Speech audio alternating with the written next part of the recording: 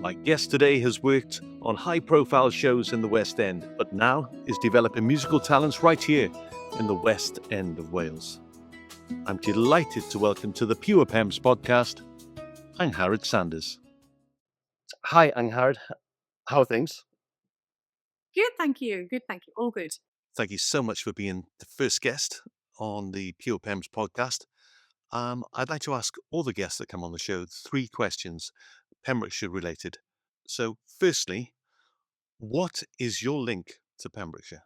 Well, now I live in Hiraeth Haven. Been here for about 8 years. I moved back to Wales to have my son. Before that, I lived in London, but I was from Carmarthen originally. So I do have sort of semi-links to Pembrokeshire. My brother's lived here for about 20 years. I moved here about 8 years ago now, I think. West Walian connections, anyway. Yes, yes. We were always Carmarthen born and bred, and we always used to come down to Pembrokeshire for our days out. And yeah, so still connected. That's really the second sort of question I was going to ask you. And do you have a specific memory about coming to Pembrokeshire, or something that's springs to mind from the past? Well, the obvious ones are when I was a kid, we would come down to Oakwood. Come down for a day out in Oakwood at the beaches. And I actually do remember, I was thinking about this with my music head on. I do remember being very young and couldn't tell you how old, but being brought down to watch Kenny Ball and his jazzmen play live at the Torch.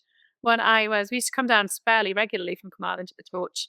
I was very young, so I vaguely remember. I remember sitting in the bar actually at the Torch Theatre when I was young with my dad, not me, talking to Kenny Ball and his jazzmen. Yeah, a long time ago. So yeah, some really nice memories of being a child living in this area for sure. Oh yeah, I remember it really clearly. It was definitely a good 30, if not more, years ago, I want to say. And yeah, my brother was a trumpeter and couldn't get away with it now. He went backstage with Kenny Ball on that night and got to play trumpet backstage. And I remember, me sitting there chatting to the clarinet player in the bar with my dad. If you were going to speak to someone who's never really been to Pembrokeshire, where would you advise that perhaps a first-time visitor might come and have a look at? Well, I actually do get this question fairly regularly from friends who've not been here, who I've met from kind of around the world and are interested in coming. And I don't know, depends on the person. I personally love all beaches. I love Sandy Haven is one of the places I tell people to visit all the time. I love Solder, St David's, everywhere really. And interestingly, not many of the entertainment places, although they're amazing, I tend to always talk to people about the beaches, about the countryside, those parts of it. So definitely the beaches. We've known each other for quite a while now, but you're involved in so many different things that I just thought that this would be a great opportunity to find out a little bit more about what you do. So can we start way back not way back, we'll start at the beginning. Were you always, you mentioned your brothers then, and I know both your brothers, Gareth and Gethin, but were you always involved in music right from the beginning? Yeah, I was. Yeah, 100%. They're older than me, so they went first. But yeah, I definitely always. In fact, I should have said I actually played in the Narberth Youth Jazz Orchestra when I was a kid as well. So yeah, from a very young age. I think I started playing piano when I was about 4 or 5. I think. And then just kind of, I guess I did follow in their footsteps a little bit, but also sort of carved my own path.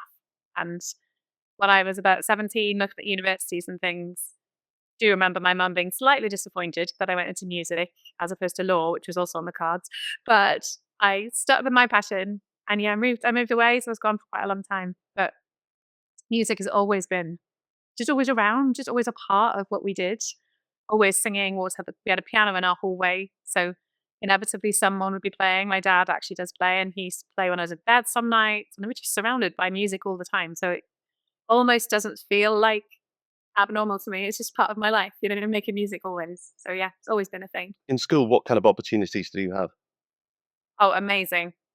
Hats off to then 3 counties, Dyfed Music Service. Now, looking back as an adult and what the kids get now, I know I was so lucky to have everything that I had. So I played clarinet at school, and I also had lessons outside of school. We had, gosh, how many bands and orchestras. We did tours. We went to Austria twice, my school, during music tours, just the music department. It was Maradunum School then that I was at. We just had all the opportunities to play in whatever. And it always felt very just like, yeah, you were just part of music. I remember doing the Three Counties orchestra course, and at the same time, the brass band were there. Ended up just playing percussion on the brass band because I could read music and I was up for doing it. And you just kind of got immersed in music, and Yeah. it always felt like, yeah, just such a wealth of it. Even doing their Stafford every year, all of it. And then now I look back and appreciate maybe more what that was and how special that was then. That we were just, there was never a boundary, there would always be music, would just be there. People would help you make it work, whatever. Yeah, it was amazing. Really good time, I think, for us then. I'm gonna have to read this because this really sort of sums up what you do. You sing, you're a musician. I noticed you put a little post about what defines that the other day. You're you're a performer, an arranger, a conductor, a singing teacher, a musical director, you're a music therapist, and you run your own business, and on top of that, you're a busy mum. And I expect I've probably missed a few things out, but as we mentioned, I know you come from, a musical family, and Gareth would always talk to me about his sister that went on to the West End. So can you tell us how did that come about? Which is just funny to me because I don't think Gareth ever actually came to see any of the shows that I did in London. Oh, Well, it was, to be honest, it was an accident. It was a complete accident. I was teaching at Leeds, now Conservatoire. It was College of Music then. And I was just sat in the staff room with a friend of mine chatting, and someone else came in and they were chatting, and I wasn't really sort of listening in to lunch break. And after a while, she said, "Oh, you like musicals? Do you want to do that?" It's like, "Yeah, sure. What?" And it turned out it was Billy Elliot the musical. We're looking for a vocal coach to come on board for their summer workshops, so training the boys just before they took over the title roles on the West End. And then started doing that, loved it, really enjoyed it. And then eventually, sadly, at the time, Leeds Conservatoire stopped running their musical theatre courses. So I was the singing coordinator for those courses, and they made me redundant. And that just made me look, and something in me just went, oh, I'm going to apply to London schools. I think I thought I was punching above my weight applying, but yeah, I got a job at Italia Conti, ended up moving down to London a few days a week. So I was Yorkshire and London. And then from that, just kind of picked up, got to know people, networked a lot, and ended up there picking up lots of musical director jobs and vocal coaching jobs. And it sort of just snowballed. It wasn't something that I originally thought, right, I'm going to do that. It just sort of all snowballed. And yeah, from talking to people, getting to know people, people coming to watch shows that I did, that led to the next show. And I never had an agent in London. I was very lucky that I was just able to move from sort of job to job, which was brilliant. just going back to Billy Elliot, you must have worked with so many talented youngsters on that show.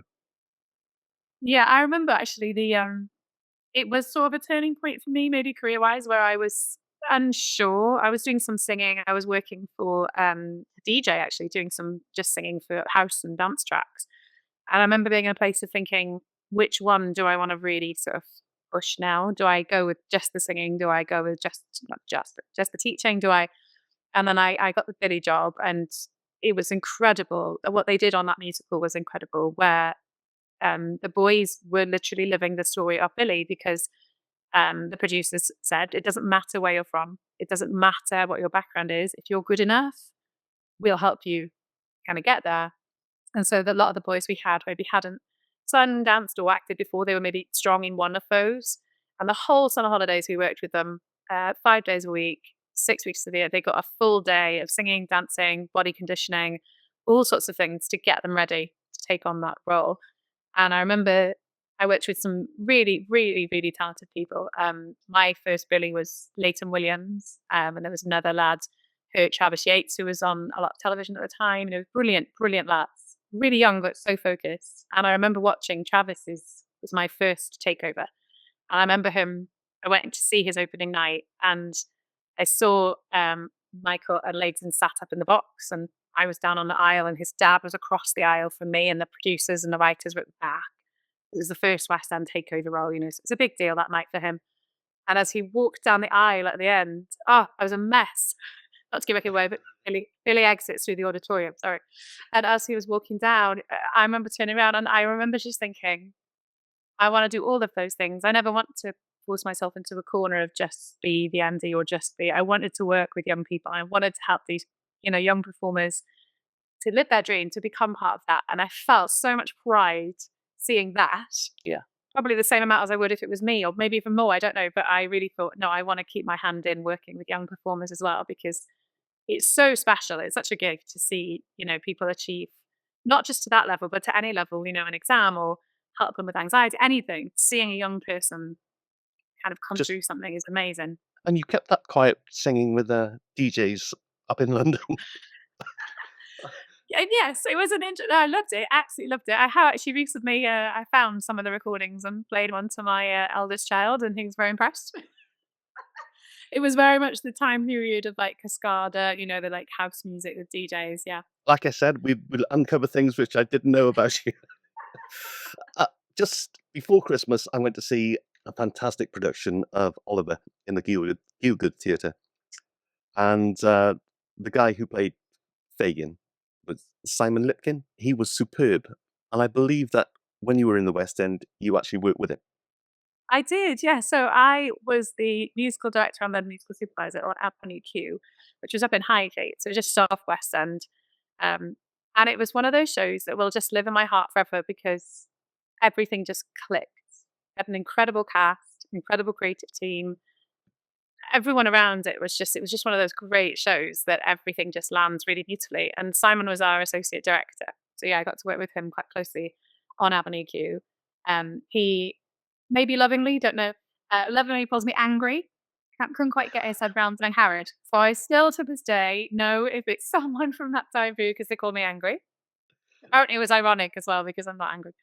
Uh, but yeah, we had an immense time working on the show, and I still have somewhere. I was trying to find it that a little iPod Nano that Simon gifted all of the cast and crew, every single day on the show. He had it engraved with "Thank Q" written on it. One of the reasons that they got me on board with that job was because of the vocal teaching that I do as well. Because obviously, Avenue Q needs a lot of different voices per character, so we're looking at vocal health and how to help the cast through that. Um, but I remember talking to Simon about it. That he was one of the reasons that I kind of learnt the industry.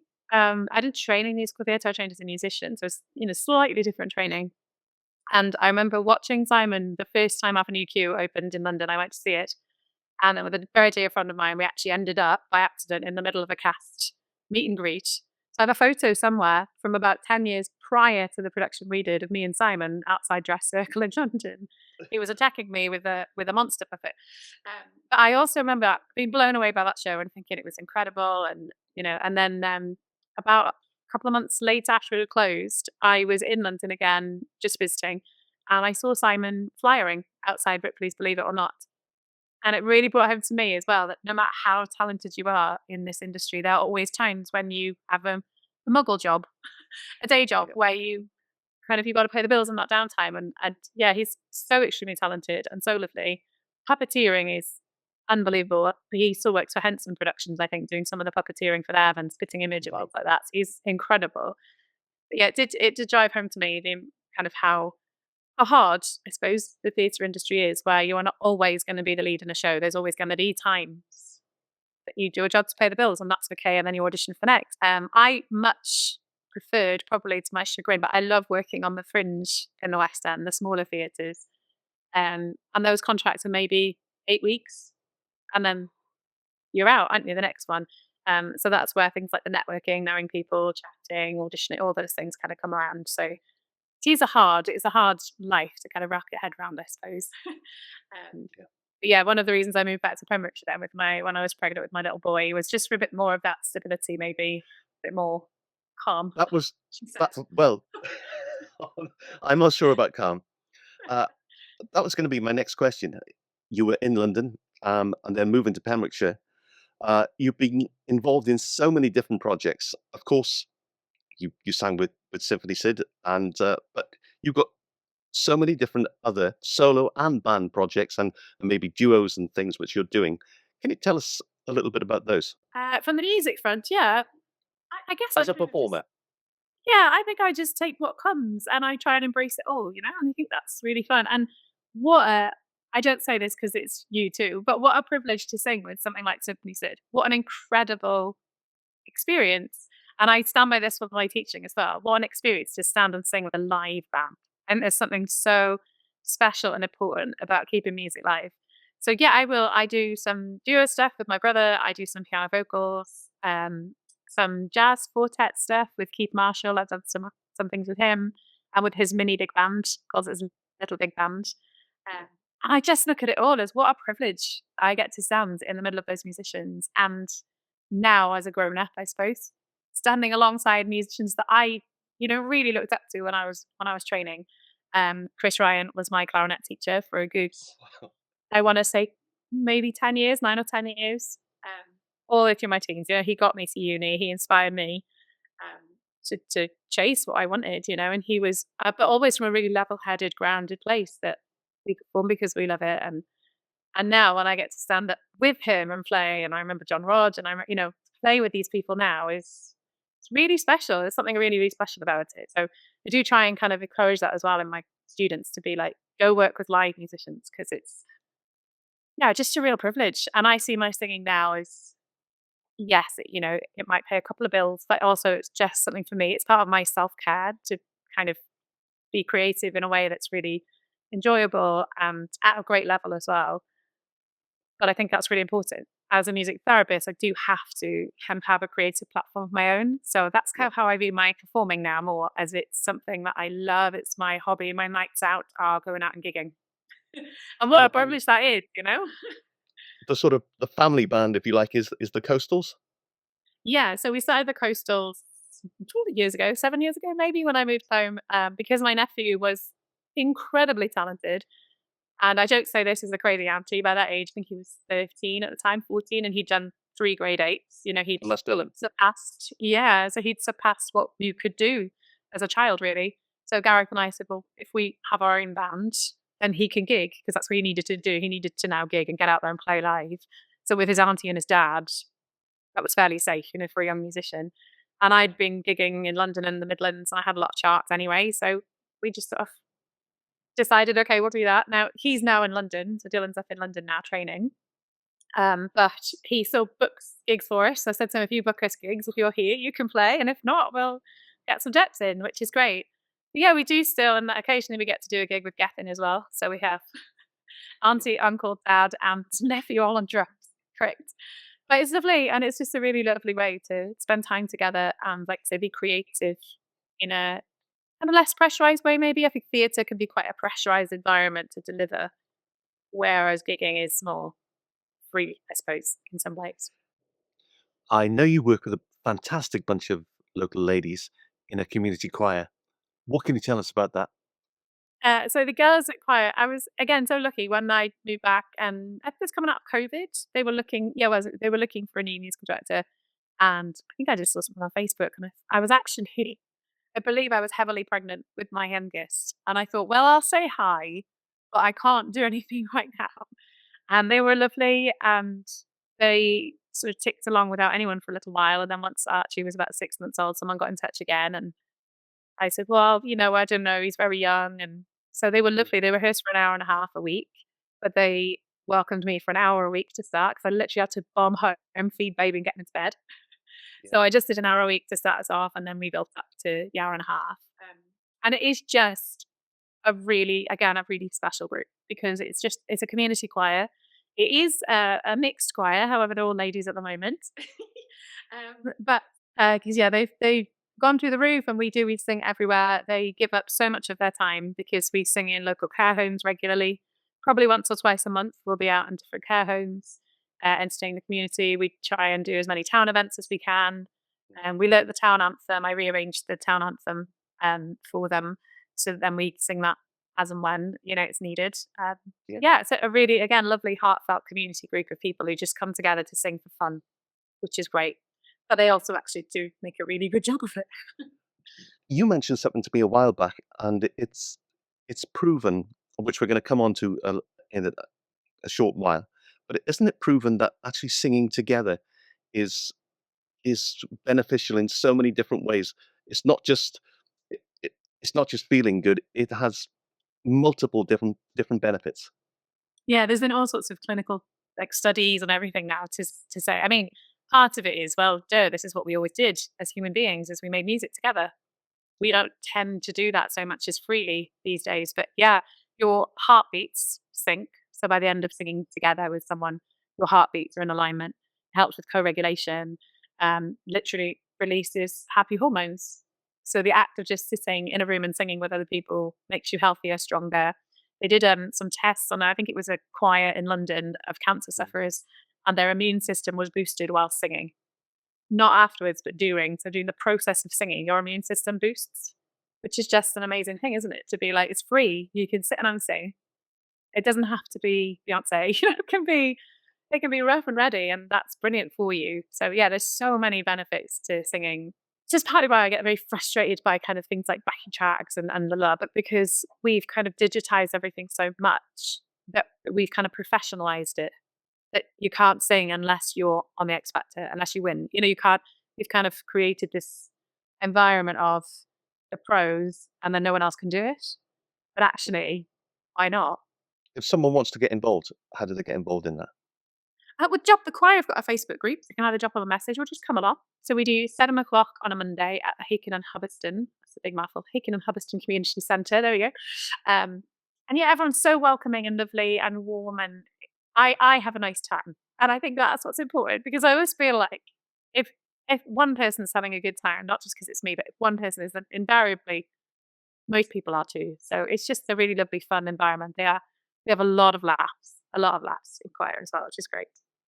Angharad, I said you run your own company. Firstly, can you tell us what's it called? And then tell us a little bit about it, please. So the name is Hiraeth Haven. And the reason is I did actually genuinely think about this for a very long time. I wanted to bring together everything that I do, because actually, yes, I sort of have a lot of hats on different days, but the root of them all is always the same, I think. And the words Hiraeth Haven really sound to me because Hiraeth is one of my favourite Welsh words. It doesn't have a direct translation in English, but it's sort of a longing for somewhere or something or some time that you can't return to. It's like a nostalgia that's stronger than that. Yeah. And then Haven, obviously, because I live in Milford Haven, and also because it's a safe space. And I think from a therapeutic point of view, actually kind of for me does define a lot of what therapy is that need or passion or desire to return to a safe space. So it's about creating a safe space for people to process that and move through. So yeah, everything took a lot of thought. The logo that I have is the Awen symbol as well, which is a Celtic symbol. For a lot of people have different meanings behind it, but the triptych basically, like, it could be earth, wind, and fire. It could be spiritual. It could be, but it has that deeper meaning again, like that. It's all about kind of looking at who you are. So from my point of view, it's looking at who you are as a holistic whole person and uniting that in a healthy way. Like I say, a lot of therapy kind of maybe boils down to that. And it was very handy that I also do performing arts, live music, and music therapy. So there's my three. So what exactly do you offer? Well, it's music therapy is a very tricky thing to pin down, actually, because it varies again on the client. It really does depend. So I've been really lucky on my placements from working with clients with stroke survivors, so rehabilitation, and sometimes that's physically with the mouth or with the words, but often it's more emotional. Working with dementia patients, supporting them and their families. I also work a lot now with mental health with young people and anxiety, but it can also go right down to kind of physical diagnosis. If somebody needs physical rehabilitation, you can use music in that way. There's a really magical story that I've not worked with this gentleman, but a friend of mine on my course used to be a vicar, and he had a friend who's also a vicar who was a brilliant sermon, a brilliant speaker, and has developed Parkinson's. And since developing that, he's losing the ability to speak. He's created and designed a watch that emits a pulse. And that pulse, as soon as you turn it on, speech comes back. So there's a magical connection between pulse, musical pulse, and other parts of the brain. I have set up my own music therapy group as well, which I learned up in Haken. It was funded by the Haken and Hubbardston Forum, which is amazing. It was for post and antenatal, so pregnant families and kind of a few months afterwards, to support them with, again, using music during the birth process. Or obviously we all hope that we never need this, but if there were a trauma, you can use music to support through that, because it's a non-verbal medium as well. A lot of people who maybe can't find the words to express how they feel, sometimes traditional therapies don't work for them. But through music, you can process without needing the words. And then for the music therapist, it's our job to then support, hold, and guide that person through. So yeah, because it can be very varied on a day-to-day basis what we do within music therapy, but really fulfilling, really fulfilling. My youngest was, I don't know why I did this, but my youngest was 1 when I started a full 3-year psychotherapy mastered. I would not recommend at that age, but I did it. And a lot of what we looked at, and a lot of what psychotherapists do look at, is kind of they call it the brick in the wall, how your wall is built from being a child. So a lot of what we were studying, I was living as well. Like we were looking at this foundational attachment in children, and I was living it with my young one at the time. Yeah. And there were so many things that we learned. But again, you do go, well, yeah, traditionally that's what we did. Traditionally, dads would read and sing to a mum's bump. As they're pregnant, you'd get used to their voice. And again, we've maybe disconnected a little bit from that. And yeah, things that happen in utero can really, really connect a family, actually, which is really fascinating. However, I have a sad tale about it because I was actually on the musical Madagascar when I was pregnant with my eldest. Sadly, I was about 6 months pregnant when he started dancing a little bit, and we were in the tech in the New Wimbledon Theatre for Madagascar, so it was very loud, everything was being tech. So his song that he connects to is very sadly, I Like to Move It, because he consistently put it in the room. But it's still to this day, and when he was a baby, you play Move It, and he calmed down.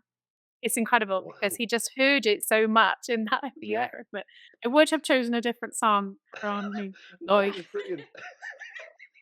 Yeah, and then every time when the show went up, yeah, I was about 6, 7 months pregnant when the show opened, and then it toured. I didn't have to tour with it, so I MD'd the show, and then it went on the road with my assistant on it. And then I dipped in and out, and I would check in with them, and then he'd been born before the tour was finished, so I took him, and he was very little, to Swansea, and they had the, relaxed performance, so the sound was down a little bit. It's a bit more accessible to families, and again, like, he was a bit grumpy, a bit wriggly, a bit not sure until I Like to Move It, and the minute that song played, for a good few years of his life, it would calm him and he would be alert and he'd be ready, that he knew this is something safe because he'd heard it so often. So it's kind of really, really interesting and it's Yeah. really insightful, I think, to know that if you can steer that a little bit, that could be really, really helpful, couldn't it? If you, for example, if you had someone who does struggle with anxiety, that again can be passed down to the child. So by listening to the same piece of music to calm you, you're actually passing that on to your little. And that piece of music, we talk a lot in the therapy group about how you could then take that into life with you. So for Yeah. some people who maybe are anxious of things like vaccinations, you could take that piece of music, hum it to your child, and they already are pre kind of set up for it to be calming. So then Yeah. in a moment that is anxiety ridden, you can just help them decrease that by just singing to them. Really such a simple thing, but we just don't see anymore. Like I did my final research project at uni on the use of music in vaccinations, and you just don't see in Wow. doctors, in surgeries, people don't saying they don't use their voices. And I've had quite a few parents report back, if you like, that just humming in the waiting room was terrifying at first because there was a waiting room with everybody staring and they started humming. But just humming that song in the waiting room, then into the room, keep humming while they give the injection. The screaming level, everything was just brought right down. The anxiety in the parent and anxiety in the child. And the nurses were happier. And I said, what a simple thing that you just use your voice and like I say, if you can set that up pre-birth, Definitely. why not? And if it doesn't work, it doesn't matter because it's all free and it's unharmful, but a Yeah. really nice way to give you little tools. So that's what kind of we look at a lot of therapy is how can you, for each person, it's a little different, but how can you use the music they love and they're familiar with in a way that will support them through whatever it is that they're kind of going through. What you're doing is fantastic. People are going to want to know how they can find out and get in touch with you. Handily, I have all the social medias. I do have a website, so hiraethhaven.co.uk, and I think most bits and bobs. There's an introduction to everything on the website, and then you can email me through that. So it's just Angharad at hiraethhaven.co.uk. But generally, yeah, I'm on social media and things, so fairly easy, I think, to track you down. We hope. We mentioned musical theatre as being something that you were involved with in London, and you said it was a happy accident that you got involved in it. But I know since you've been back in Pembrokeshire, that's you're involved in it locally. Yeah, so I am the musical director for Evita for the Hiraeth Haven Amateur Operatic Society. It's a bit of a mouthful. At the Torch Theatre at the beginning of March, which I am really excited to be part of. Yes, I've done a lot of work kind of on a professional platform. Sometimes working in amateur theatre can be honestly so fulfilling because it's Yes. just awesome people telling great stories.